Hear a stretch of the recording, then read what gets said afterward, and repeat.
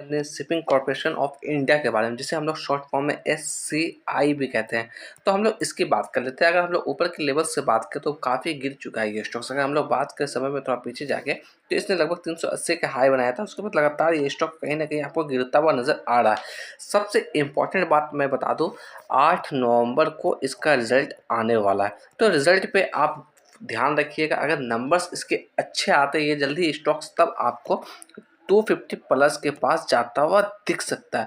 अब अगर नंबर्स इसके फेवर में नहीं आती है तो ये स्टॉक्स कहीं ना कहीं आपको 180 190 के आसपास भी आता हुआ दिख सकता है। बट कहीं ना कहीं हम लोग और बात कर लेते हैं शिपिंग कंपनी को लेकर। जैसे माजडा की बात कर ले तो उसके नंबर्स बहुत अच्छे आए हैं, तो हो सकता है इसके भी नंबर्स अच्छे आए। ये जो एक PSU सेक्टर की कंपनी, अगर नंबर्स के अच्छे आते हैं तो जल्दी ये स्टॉक्स आपको 250 प्लस पे आता हुआ दिख सकता है। अगर हम लोग आज के दिन की बात करें तो लगभग 3.5% की तेजी इसके अंदर देखने को मिली है। अगर ऊपर के लेवल्स पर किसी ने बाय किया है तो यहाँ पर आप एवरेज आउट करना चाहते हैं तो डेफिनेटली आप एवरेज आउट कर सकते हैं। आपको ये जो एरिया देख रहे हैं, जो 200 के लेवल्स को उसने टच किया, ये एक अच्छा सपोर्ट एरिया था। यहाँ पर आपको एवरेज आउट करने के लिए जाना चाहिए था। बट अगर आप यहाँ पर भी करना चाहते हो तो कर सकते हैं, या फिर आप वेट करना चाहें तो वेट भी कर सकते हैं। अगर जैसे नंबर्स इसके अच्छे आते हैं तो फिर इसमें तेजी देखने को मिलेगी, तो वहाँ पर आप एवरेज आउट करके कहीं ना कहीं प्रॉफिट बुक कर सकते हैं। अगर आप लॉन्ग टर्म का व्यू इसके अंदर रखते हैं तो वेल एंड गुड है, क्योंकि ये आने वाले समय में आपको अच्छा खासा मुनाफा बनाकर दे सकता है। अगर शॉर्ट टर्म की बात करें हम लोग 3 से 4 महीने में, तो यहाँ पे ये कहीं ना कहीं स्टॉक्स आपको 260 या 270 के आसपास जाता हुआ दिख सकता है। मगर लॉन्ग टर्म का व्यू अगर आप रखते हैं तो ये स्टॉक्स में बहुत ही अच्छी खासी तेजी आपको आती हुई दिख सकती है। अगर समय में पीछे जाकर हम लोग बात करें तो ये लेवल्स देखिएगा, 200 का लेवल्स एक अच्छा सपोर्ट के तौर पर यहाँ पर मर्ज होता हुआ दिखा। यहाँ पर भी इसने इसे रिटेस्ट किया। समय में थोड़ा पीछे जाकर देखेंगे तो यहाँ पर भी इसने कई दफ़ा इसे रिटेस्ट करने की कोशिश की है। तो यहाँ पर अगर हम लोग एंट्री भी देते हैं तो 200 का SL के साथ हम लोग जा सकते हैं। अगर हम लोग थोड़ा लॉन्ग टर्म का व्यू रख के इसमें एंट्री लेना चाहते हैं तो थोड़ा डीप हम लोग SL रख सकते हैं 180 के आसपास का। जैसा मैंने आपको बता दिया 8 नवंबर को इसका रिजल्ट भी आने वाला है, तो इस हिसाब से इस स्टॉक्स के अंदर आप नज़र बना सकते हैं अगर आपके पोर्टफोलियो में ये स्टॉक्स मौजूद है तो। अगर हम लोग शिपिंग कॉर्पोरेशन ऑफ इंडिया के अंदर रिटर्न्स की बात करें तो पिछले 2 सालों में सिर्फ और सिर्फ 70% का रिटर्न बना के दिया है। पिछले 1 साल से बात करें तो 60% का रिटर्न बना के दिया है। पिछले 3 महीने में बात करें तो -15% का नेगेटिव रिटर्न है। पिछले 1 महीने से बात करें तो -8.5% का नेगेटिव रिटर्न है। अगर हम लोग बात कर लें यहाँ पर डिविडेंड का, तो ये कुछ आपको अच्छा खासा डिविडेंड भी नहीं देती हुई आ रही, बस सिंपली आपको 50 पैसे 44 पैसे के आसपास का ये डिविडेंड देती हुई आ रही। साल में एक बार आपको डिविडेंड देती हुई आई। 2024 की बात करें तो वहाँ पर 50 पैसे का डिविडेंड दिया है। साल 2023 की बात करें तो वहाँ पर 44 पैसे का डिविडेंड दिया है।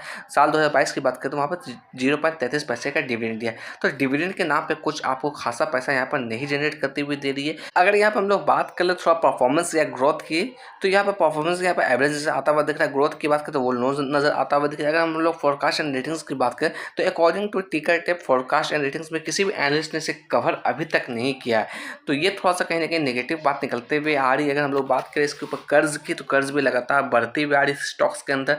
अगर हम लोग बात करें शिपिंग कॉर्पोरेशन ऑफ इंडिया के अंदर टॉप 5 म्यूचुअल फंड के इन्वेस्टमेंट के बारे में, तो निप्पॉन इंडिया की 0.22% की वेटेज है। SBI निफ्टी की बात करें तो उसकी भी 0.22% की वेटेज है।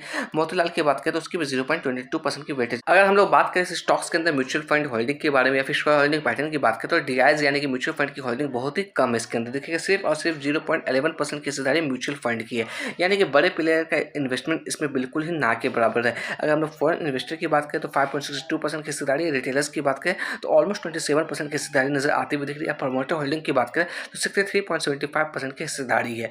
तो यहाँ पर म्यूचुअल फंड की हिस्सेदारी बिल्कुल ना के बराबर नजर आती हुई दिख रही है स्टॉक्स के अंदर। थोड़ा सा हम लोग कंपेयर कर ले प्रोस और कॉन्स को, देखिए किसी भी तरह की अच्छी बात इसके लिए निकल के नहीं आ रही। प्रोस में कुछ भी नहीं है। कॉन्स की बात करें तो अच्छी खासी लंबी लिस्ट यहाँ पर नजर आती हुई दिख रही है। अगर हम लोग बात करें कर्ज की, तो कर्ज भी लगातार इसके ऊपर बढ़ती हुई नजर आती हुई दिख रही है। अगर हम लोग बात करें इसके अंदर ग्रोथ की या सेल्स की, तो वो भी यहाँ पर कहीं ना कहीं कम होती हुई दिख रही है। अगर हम लोग इसके नतीजे की बात करें तो इसके नतीजे अभी डिक्लेयर नहीं हुए हैं। 8 नवंबर को इसके नतीजे आने वाले, तो आप नतीजों पर जरूर ध्यान रखिएगा, नजर रखिएगा। अगर इसके नंबर्स अच्छे आते हैं तो फिर कहीं ना कहीं ये स्टॉक्स आपको 250 प्लस के आसपास जाता हुआ दिख सकता है, जो कि कहीं ना कहीं हमारा एक अच्छा सा टारगेट भी हो सकता है अगर किसी ने अभी के लेवल्स पर बाई की हो। अगर अपसाइड के लेवल पर बाई किया है तो आप यहाँ पर थोड़ा सा वेट कर सकते हैं एक्यूमुलेट करने के लिए। जैसे ही थोड़ा सा डीप दिखाता है या करेक्शन दिखाती तो वहाँ पर कहीं ना कहीं आप एक्यूमुलेट कर सकते हैं। ओवरऑल अगर हम लोग बात करें इस स्टॉक्स के अंदर, अगर आपका नजरिया लॉन्ग टर्म व्यू का, तभी आप स्टॉक्स में बने रहिए। अगर शॉर्ट टर्म का व्यू है तो आप एग्जिट कर सकते हैं यहाँ पे, क्योंकि आपने देखा 1 साल के अंदर सिर्फ और सिर्फ आपको 60% का ही रिटर्न बना के दिया है। 2 साल की हम लोग रिटर्न की बात करें तो सिर्फ और सिर्फ 70% का ही रिटर्न दिया है। तो यानी नहीं कि रिटर्न वैसा कुछ खास आपको यहाँ पर जनरेट करता हुआ नहीं दे रहा है, इसलिए आप लॉन्ग टर्म का व्यू रखते हैं तो वेल एंड गुड है, अदरवाइज आप यहाँ से स्विच कर सकते हैं, ये बाकी आपका डिसीजन होना चाहिए। 8 नवंबर को आप इसे अपने रडार पर रख सकते हैं, इसका रिजल्ट आने वाला है तो वहाँ पर देखिएगा, अगर अच्छे नंबर्स आती है तो फिर इस स्टॉक्स पर कहीं ना कहीं आपको तेज़ी देखने को मिल सकती है।